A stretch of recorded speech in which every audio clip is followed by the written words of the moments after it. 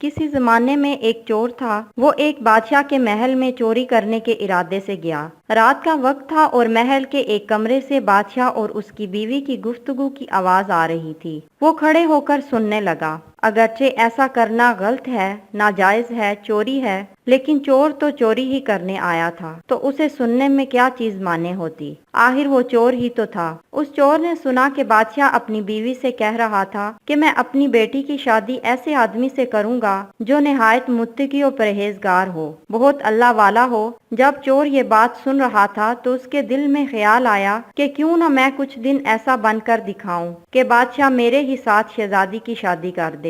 दिल में एक हिर्स पैदा हो गई। अब वो चोरी करना तो भूल गया, लेकिन धोखा देने पर उतर आया और घर जाकर बहुत देर तक सोचने लगा कि किस तरह मैं इस बात में कामयाब हो सकता हूँ। फिर एक तदबीर इसकी समझ में आई कि बादशाह के महल के करीब एक मस्जिद है, उसमें जाकर बुजुर्गाना लिबास पहनकर और उनकी वज़ाकता इख्तियार करके वहाँ दिन रात इबादत में मशगूल होकर बैठ जाऊं, तो शायद ये बात बादशाह तक जरूर पहुँच जाएगी कि कोई आदमी यहाँ ऐसा मुत्तकी और परहेजगार है जो दिन रात अल्लाह की इबादत में मसरूफ है। तो हो सकता है कि बादशाह की निगाह मेरे ऊपर पड़ जाए और मैं शहजादी से शादी के लिए चुन लिया जाऊं। ये इस चोर का एक निहायत हकीर और जलील दुनियावी मकसद था, जिसके लिए उसने ये इरादा किया। फिर उसने अपने प्रोग्राम के मुताबिक बुजुर्गाना लिबासों, पोशाक, वज़ाकता इख्तियार करके उस मस्जिद में जाकर नमाजों पर नमाजें, जिक्र, तिलावत, मुराकबे सब शुरू कर लिया। दिन गुजरते रहे और लोगों में शोहरत हो गई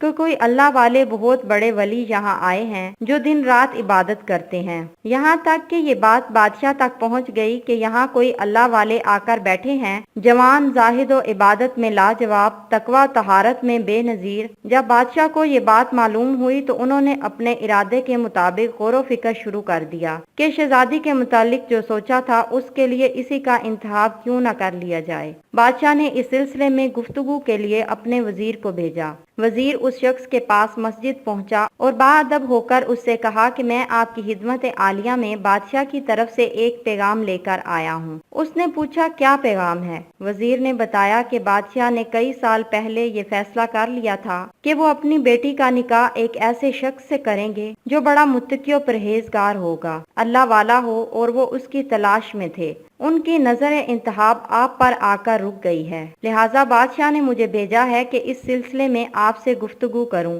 ये शख्स जो दरअसल इसी तमन्ना और आरज़ू में यहाँ आकर बैठा था, बहुत देर तक वजीर की गुफ्तगू सुनता रहा। उसके बाद उसकी आंखों से आंसू जारी हो गए। वजीर ने पूछा, क्या बात है? तो कहने लगा कि आज जो पैगाम लेकर आप आए हैं, ये पैगाम मुझे मंजूर नहीं है। वजीर ने कहा कि क्यों मंजूर नहीं? उस शख्स ने कहा कि देखिए, मैं साफ साफ बात आपको बताता हूँ कि मैं असल में एक चोर था और एक मर्तबा बादशाह के महल में चोरी के इरादे से गया था। फिर जो कुछ भी हुआ उसको सुनाया और उसके बाद इस चोर ने कहा कि मैंने तो ये वज़ाकता इसी हिरस की वजह से इख्तियार की थी, लेकिन मैं यहाँ आकर बैठा तो मेरे खुदा ने मुझे अपना बना लिया। अब बस उसके बाद मुझे और किसी की जरूरत नहीं, मेरे लिए मेरा खुदा ही काफी है। बेशक जब इबादत इबादत हो जाए, नमाज नमाज हो जाए, जिक्र जिक्र हो जाए और हमारी दीगर इबादतें वाकई इबादतें हो जाएं, तो बेशक ये नमाजें और इबादतें इंसान को बुराइयों से रोकती हैं।